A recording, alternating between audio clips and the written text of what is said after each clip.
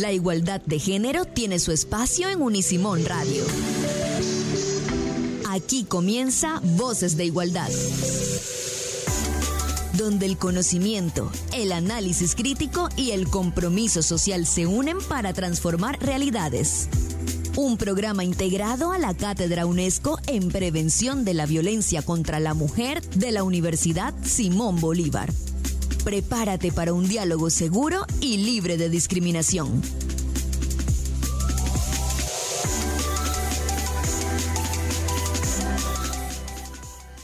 Bienvenidos y bienvenidas a toda la comunidad Unisimón, a este espacio Voces de Igualdad. Quien les habla, Selene Ariza Ortiz, directora de la Cátedra UNESCO en Prevención de Violencia contra la Mujer. Hoy, para abordar el tema del periodismo y el abordaje de problemáticas relativas a las desigualdades de género y género. En este espacio tenemos el privilegio de presentar la entrevista realizada al doctor Juan David Correa, un referente de la cultura y las artes en Colombia, a quien le realizamos una entrevista en el marco de la cuarta versión del Foro de Periodismo Científico, Género y Medios de Comunicación, con el apoyo de Radio Unisimón Digital. Este encuentro fue organizado por la Dirección de Comunicaciones de la Universidad Simón Bolívar. El doctor Juan David Correa fue ministro de Cultura, las Artes y los Saberes de la República de Colombia. Es escritor, periodista, editor y gestor cultural, nacido en Bogotá en 1976.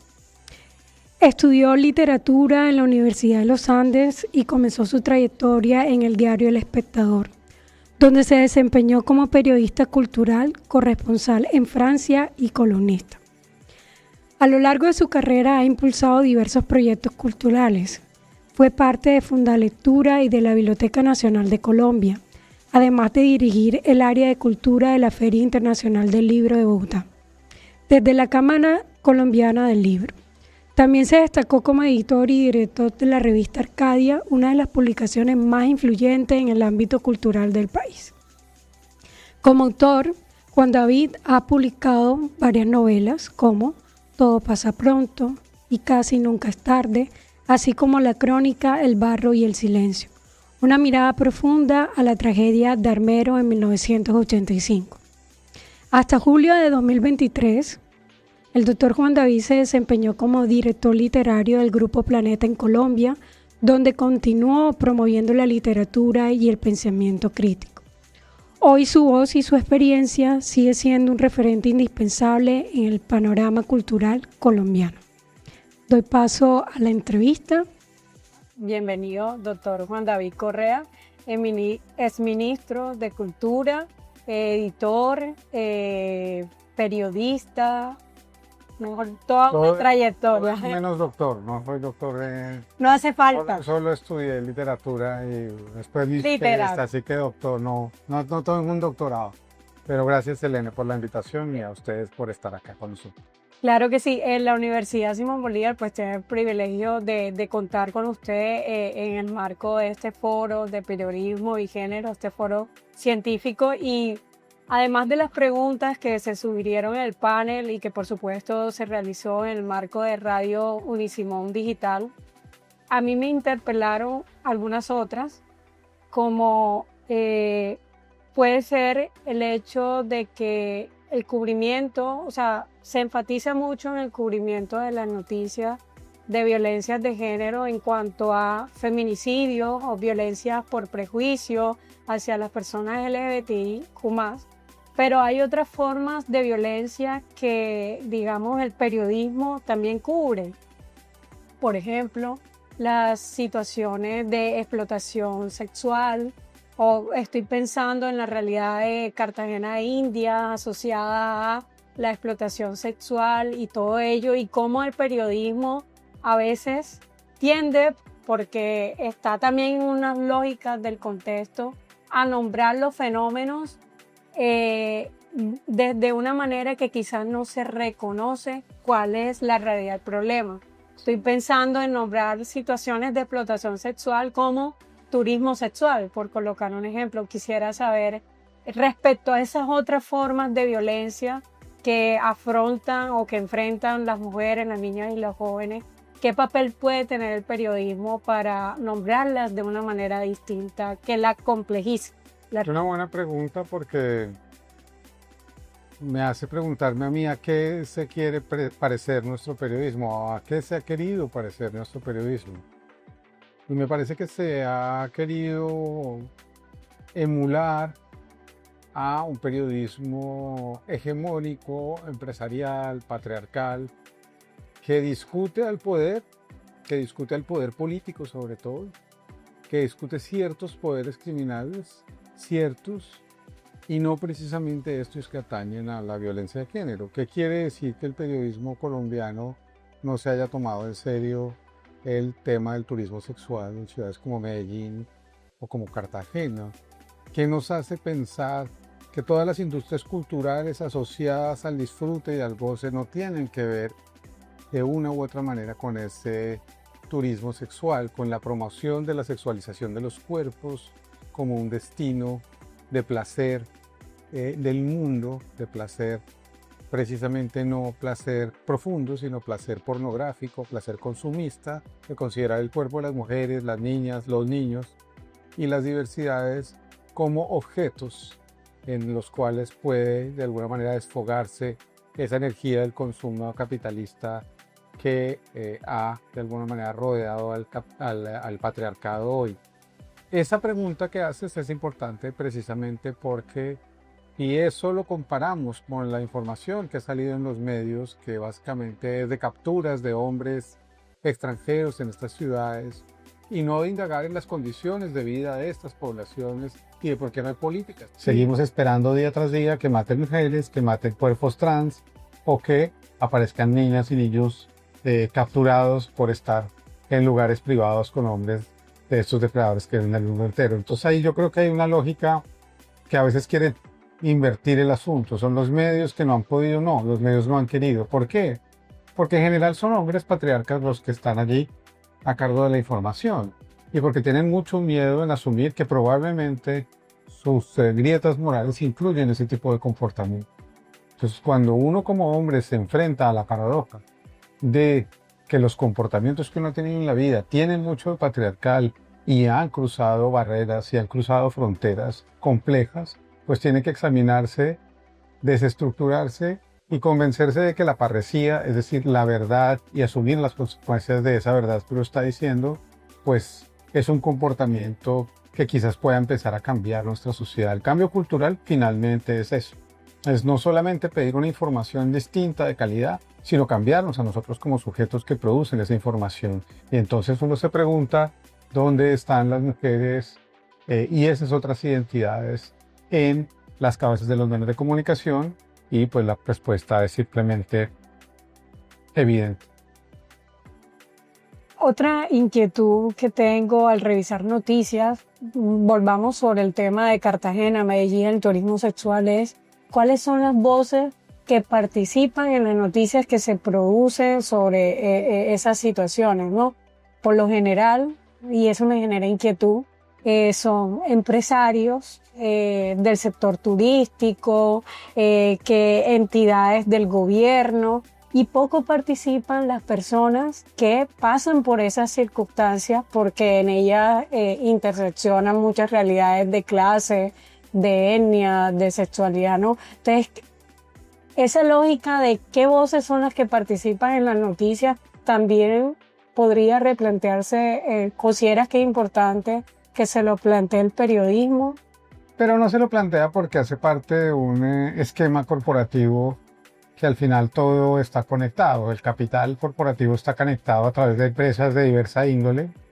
Los medios hoy están en manos de corporaciones que a su vez participan en otros negocios que muchas veces terminan teniendo que ver con industria armamentística, grupos de infraestructura que licitan en los países. Es decir, eso que llamábamos medios de comunicación hegemónicos, yo los llamaría hoy medios de comunicación corporativos o empresariales.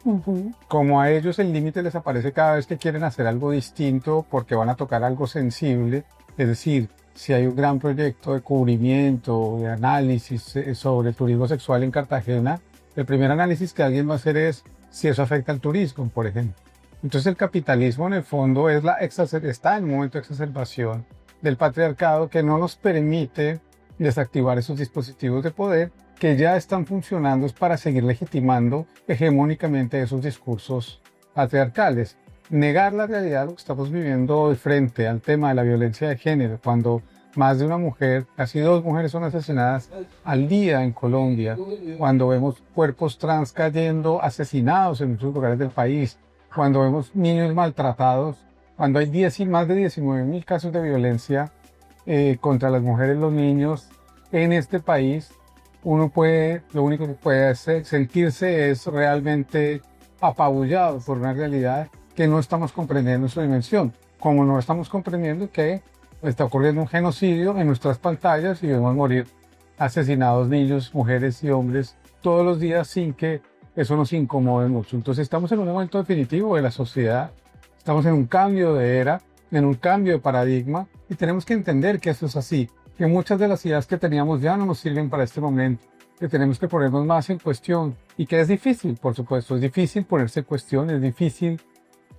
crear una nueva cultura que no se base en contestar al otro con violencia, en predominar sobre el otro, pero creo que ese es el trabajo que sí han hecho las mujeres durante siglos y durante milenios, y es precisamente poner en el centro el cuidado y no la seguridad. La seguridad siempre tiene miedo, el cuidado tiene una cosa que de alguna manera nos enseña, y es que tiene el sentido de comunidad, de protección, de resistencia, y creo que hacia allá es donde debería caminar el mundo, si quiere no extinguirse, si se quiere extinguir lo que estamos viendo hoy, no solo en Gaza, sino en nuestras ciudades, como lo mencionas tú, pues es una evidencia de que hay un proyecto de arrasamiento de esos otros que se consideran más débiles, como las mujeres, los niños y las diversidades en este mundo. En ese rol que tienen los medios de comunicación y el periodismo de producir verdades, ¿no? ¿Cómo se legitima a través de ese discurso periodístico o qué papel juega el periodismo en esas lógicas de lo verdadero, lo falso frente a una circunstancia? Tú mencionaste lo de Gaza, podemos hablar del turismo sexual, pero ahí de alguna manera la forma en que se presenta la noticia es una manera de indicar esta es la verdad sobre estos eventos, esta es la mirada que tenemos que tener sobre esta situación. Quien trabaja con la palabra tiene que ser alguien que tiene o que se ha hecho a sí mismo una cultura, que se ha hecho a sí mismo y se exige a sí mismo todos los días pensar, porque su palabra está influyendo sobre uno. No es menor ese asunto. El lenguaje forma nuestra mentalidad, forma nuestra opinión y a veces convierte en verdad aquello que no lo es.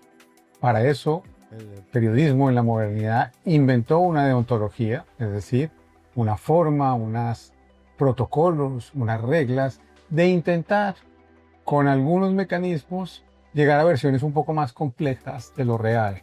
¿Eso qué quiere decir? Confrontar fuentes, no dar por ciertas versiones, entender que en el tratamiento que uno tiene ante otros tiene que mantener un equilibrio y una igualdad.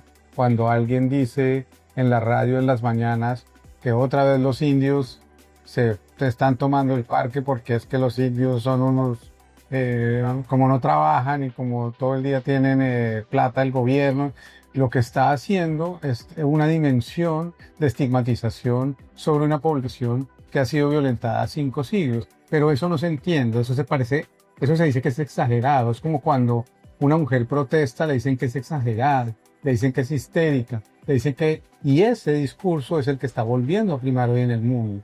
Como las mujeres se emanciparon durante los últimos 50 años con una fuerza tremenda y las diversidades aprendieron de esas luchas feministas, hoy lo que hay es un combate antifeminista brutal para hacer primar un relato de que las mujeres ya están exagerando, de que no es para tanto y de que no se merecen la misma agencia que los hombres. Esto por lo menos debería ser risible o en todo caso incómodo para esos hombres que hoy se sientan ante los micrófonos o escriben textos o de alguna manera creen que están revelando una verdad cuando en el fondo lo único que tendrían que hacer hoy es reconocer su inmensa fragilidad y sus inmensas dudas, porque creo que si hoy algo puede definir a un periodista es que dude es que pregunte legítimamente, es que lea, es que averigüe, es que investigue, es que no sea funcional a tener una respuesta de una inteligencia artificial que ni es inteligente ni es artificial, porque son datos procesados por fórmulas matemáticas y algoritmos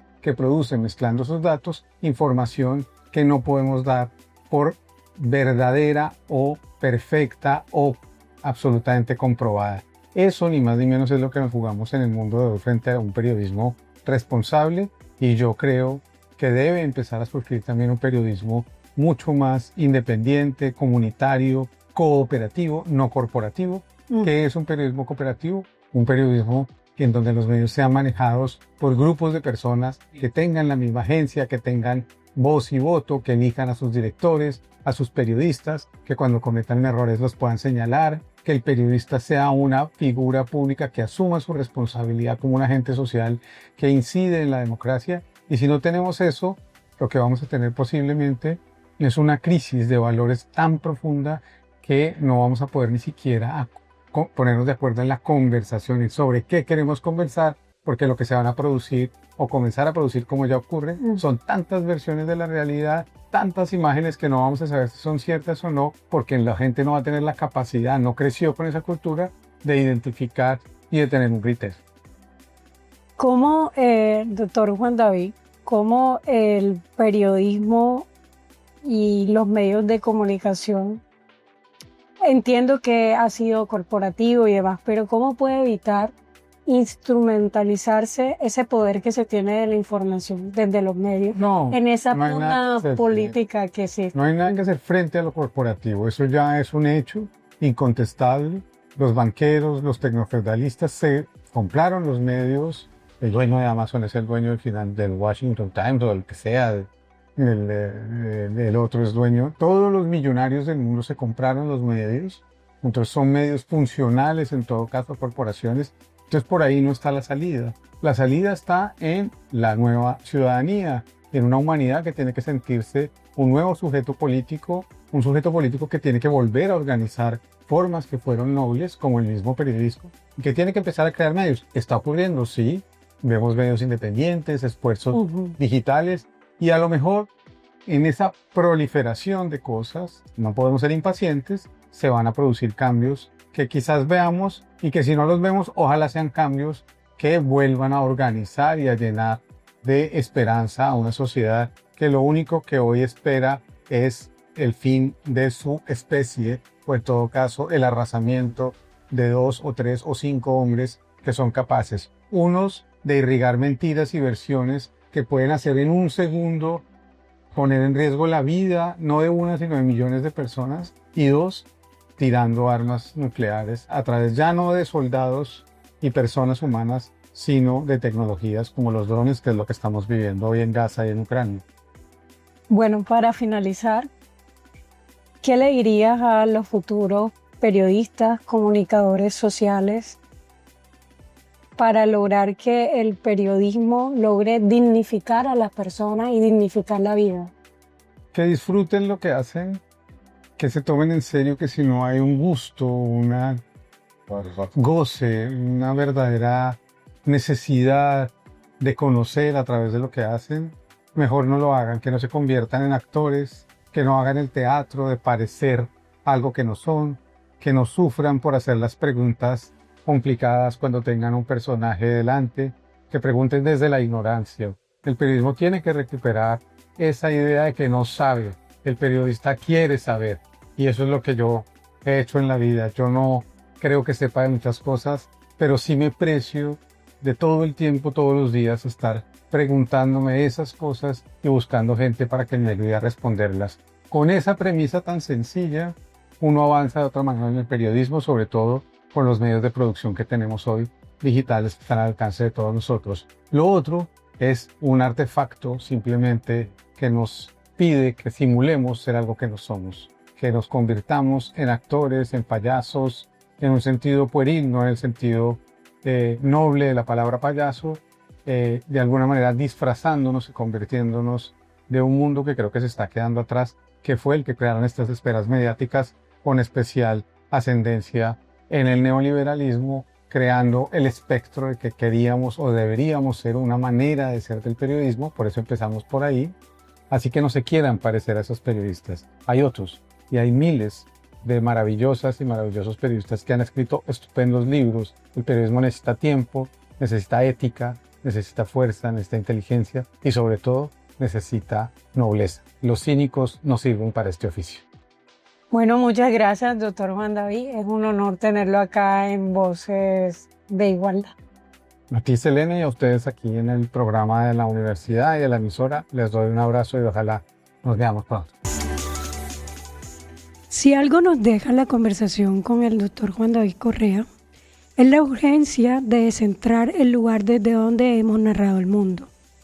Porque si el periodismo, ese aparato de producir sentido, ha sido históricamente una extensión del poder neoliberal y androcéntrico, entonces lo que está en juego no es solo la noticia, sino la manera misma en que comprendemos y construimos la realidad. Hoy, frente a un capitalismo que erotiza la desigualdad, que convierte el cuerpo femenino racializado, el cuerpo infantil y las disidencias sexuales en materia prima del consumo global, el periodismo no puede seguir siendo neutral, no frente a esto. La neutralidad en contextos de violencia estructural no es ética, por el contrario, contribuye a reproducir tales violencias como una forma de complicidad.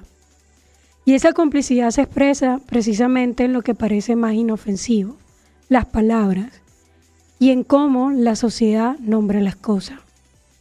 Las palabras, o como bien diría Michel Foucault, las prácticas discursivas que se entretejen dentro de marcos sociales e históricos de relaciones de poder. Por eso, cuestionar y complejizar las realidades que enfrentan las mujeres, las niñas y las jóvenes, más allá de lo evidente, no es un gesto moral, sino un acto epistemológico o un giro. Esta conversación nos obliga a repensar el periodismo no solo como una práctica de representación, sino también como una práctica de responsabilidad. No se trata de dar voz porque las voces ya existen, sino que a través del hecho noticioso se logre renunciar al privilegio de hablar por otros. Y aquí emerge un punto crucial: el cambio cultural del que habla el doctor Juan David no será posible sin un cambio colectivo y subjetivo. Desmontar las estructuras de poder que sostienen la reproducción cotidiana de las violencias y desigualdades implica reconocernos a nosotros mismos, revisar nuestras grietas, nuestros hábitos de poder, nuestras zonas de confort intelectual y nuestras creencias. En suma, todo ese universo subjetivo que hemos incorporado a través del contexto social, a través de la socialización, en donde lo que ha sido feminizado socialmente se ubica en un lugar de subordinación, tal como lo planteó Bourdieu. El capitalismo mediático se ha puesto a merced, se ha entretejido con relación al poder económico y político. Y esto, por supuesto, ha tenido implicaciones profundas al momento de abordar las situaciones de discriminación y desigualdad que enfrentan las mujeres, las niñas y las adolescentes en nuestro país. Y mientras el algoritmo siga premiando el odio y la simplificación de la realidad, la discriminación, reforzando miradas que objetivan y denigran todo aquello que nuestra sociedad ha feminizado, el pensamiento crítico tendrá que así volverse radicalmente urgente. Es urgente. En este punto quizás convenga señalar nuevamente que no hay transformación cultural sin disidencia cognitiva. Este conocimiento, lo sabemos desde la academia, no se produce desde la obediencia, sino, por el contrario, desde la incomodidad y la reflexión crítica sobre aquello que nos sucede. Por eso, la tarea que nos deja esta conversación es doble: desobedecer los lenguajes del poder y crear nuevos marcos de sensibilidad, desde los márgenes, desde los cuerpos, desde las experiencias que históricamente han sido silenciadas. Porque, como bien se sugiere, el cambio cultural no empieza en los grandes medios ni en el Estado, sino en la ética íntima de quien escribe, de quien nombra, de quien investiga y también de quien enseña. El desafío no es pequeño. Se trata de imaginar una sociedad donde las palabras reafirmen su condición de poder, pero desde una ética del cuidado. Y quizás ahí y solo ahí podamos hablar verdaderamente de una comunicación con perspectiva de género. Una comunicación que no solo informa, sino que transforma. Esto es todo por este episodio. No se olviden de escucharnos a través de Spotify, SoundCloud y YouTube. Y recuerden que tenemos otros programas en los que hemos abordado el tema de los medios de comunicación y la violencia de género. Un saludo a todos y todas.